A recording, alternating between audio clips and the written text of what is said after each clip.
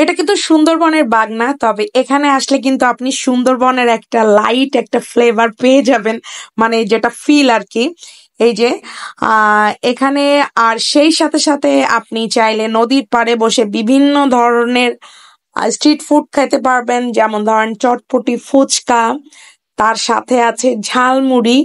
সেই সাথে সাথে আপনি সুন্দর একটা পরিবেশে আপনার প্রিয়জনের সাথে সময় কাটাতে পারবেন নিরিবিলি ভাবে। সেই সাথে আপনি সুন্দর সুন্দর কিছু টেস্টি খাবার আপনি খেতে পারবেন এই জায়গাটাতে।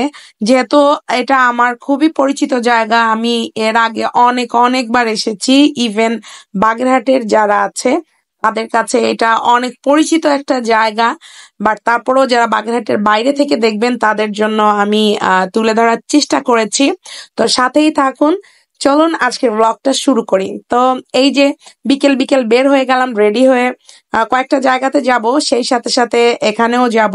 তারপর আমি এখান থেকে একটা ফুল ছিঁড়ে নিলাম, চাচ্ছিলাম যে হচ্ছে গিয়ে একটু কানে গুজি। তো আসলে গুজতে গেলাম, কিন্তু আসলে কি বলবো, কপাল খারাপ, হলো না, ওটা জোরে পড়ে গেল। তারপর আমি ভাবলাম যে না, ফুল তো দিতেই হবে একটা। যাই হোক, আমি তো নাছোড় বান্দা, তারপরে আমি ওখান থেকে বেলি ফুল তুলে নিলাম।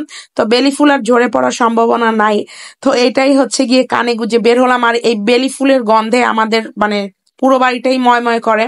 তারপরে এই যে আমরা রওনা দিলাম, ব্রিজের উপর থেকে যাচ্ছি, দেখেন একদম গোধূলি যেই লগ্নটা, সে গোধূলি লগ্ন একদম সন্ধ্যার একটু আগে আগে। আর আল্লাহই জানে কবে যে আমি এমন ভিডিও করতে যে আমার ফোনটা আমার হাতেই পড়ে যায়, নাকি আমি নিজেই পড়ে যাই। যাই হোক, মাফ করুক আল্লাহ। তারপরে চলে গেলাম। এটা হলো আমাদের বাগেরহাট শহরের পৌর পার্ক আর কি। এটা রূপা চৌধুরী পার্ক নামেও পরিচিত। আর এখানে বিকেল বেলা হলে এখানে অনেক মানুষের সমাগম থাকে। তো আমরাও কিন্তু এসেছি মানে ঘোরার জন্যই, বা হচ্ছে গিয়ে একটু রিফ্রেশ হওয়ার জন্যই। আর এখানে যে রাস্তার সাইডে কিন্তু দুইটা দোকান আছে, আর দেখেন এখানে সবাই কিন্তু বেশিরভাগ হাঁটতেই আসে। আর কোনো একটা সময় এই পার্কের নাম ছিল, মানে সবাই বলতো মুখে মুখে যে ডায়াবেটিস পার্ক, বাট আসলে ওরকম ওইটা না, এটা পৌর পার্ক বা হচ্ছে রূপা চৌধুরী পার্ক, যেটাই আপনারা বলেন না কেন।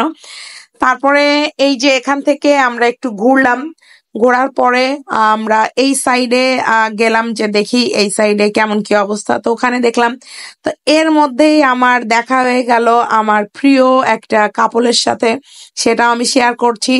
আর এখানে আমি দেখলাম নতুন এটা হয়েছে গ্লোরি ফিউচার ফাউন্ডেশনের লাইব্রেরি। এই যে আমার সেই প্রিয় কাপেল সোহাগ আর হচ্ছে গিয়ে সোহাগের মিষ্টি বউ আমার প্রিয় লামিয়া।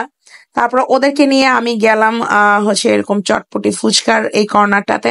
তারপরে আমরা চটপটি নিয়ে নিলাম, ওরা ছেলেরা দুইজন নিল চটপটি, আর আমরা দুইজন নিলাম ফুচকা। এই যে আবুল ভাইয়ের চটপটি ও ঝালমুড়ি খেতে আসলে অ্যাভারেজ যেমন হয় আর কি, মোটামুটি একদম খারাপ না, তবে মানে খুব বেশি আহামরি এরকম কিছু না।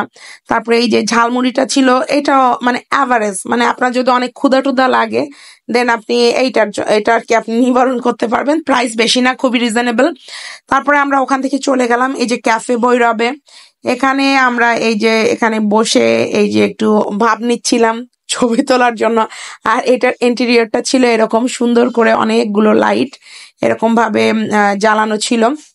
এটা আসলে মানে একদম ইকো ফ্রেন্ডলি ভাবে তৈরি করা হয়েছে। এই যে যেই মানে অবকাঠামোটা দেখছেন, একদম দেখেন বাঁশ কাঠ, তারপরে একদম খুবই নর্মাল, বাট নর্মালের মধ্যে গর্জিয়াস। যেমন আপনি ধরেন সুন্দরবনের মধ্যে যেমন আপনার তো ওরকম ইকো ফ্রেন্ডলি সবকিছু হয়, যেমনটা ওই রকম টাইপের ওই রকম মোটিভে এটা তৈরি করা। আর এটা হচ্ছে ওনাদের মেনু কার্ড, চাইলে আপনারা একটু একবার চোখ বুলিয়ে নিতে পারেন বা হচ্ছে পজ করে করে দেখতে পারেন, তাহলে আপনাদের জন্য সুবিধা হবে।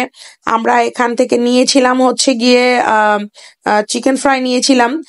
আর আসলে এনাদের যে ইন্টেরিয়রটা এটা বেশ ভালো লাগে, বেশ হচ্ছে আইস সুদির টাইপের, মানে চোখটা আসলে জুড়িয়ে যায়, মনটাও ঠান্ডা হয়ে যায়। কারণ মিজাজ টিজাজ গরম থাকলে এখানে এসে নদীর পাড়ে হাওয়া খেতে খেতে বসে থাকতে পারেন। আর আসলে এটা রাত ছিল জন্য আমি এখানে ভিডিওতে বোঝা যাচ্ছে না, এখানে কিন্তু অনেক সুন্দর গাছ আছে। আর তারপরে আমরা এই যে একটু ছবি তুলতে লাগলাম, যেহেতু আমরা খাবার অর্ডার করার পরে আসতে একটু দেরি হবে। আপনি খাবার অর্ডার করার পরে আপনি 15 থেকে 20 মিনিট দেরি করবেন, কারণ ওরা ইনস্ট্যান্টলি তৈরি করে দেয়। তারপরে এই যে চলে আসলো আমাদের চিকেন ফ্রাই, আমরা 3 জনে নিয়েছিলাম 3টা চিকেন ফ্রাই, এবং চিকেন ফ্রাইটা বেশ ভালোই ছিল। এটার সাথে তারা এরকম সস দিয়েছিল, তো খেয়ে দেখলাম মোটামুটি ক্রিস্পি ছিল, যেরকম হয় আর কি। আহ একদম খারাপ না, আবার খুব যে আহামরি টাইপের এমনও না, ভালোই, মানে আপনার মিডিয়াম টাইপের। আর হচ্ছে আমরা একটা ফালুদা অর্ডার করেছিলাম, ফালুদাটা আমার কাছে বেশ দারুণ লেগেছে, কারণ আমি আসলে না এদের কাছ থেকে অনেক সময় অনেক খাবার খেয়েছি, বাট হচ্ছে ফালুদাটা এই হচ্ছে ফার্স্ট। আমি এর আগে এনাদের কাছ থেকে আমরা ফালুদা খাই নাই, ক্যাফে ভৈরব থেকে তো খেয়েছি, আলহামদুলিল্লাহ ভালোই।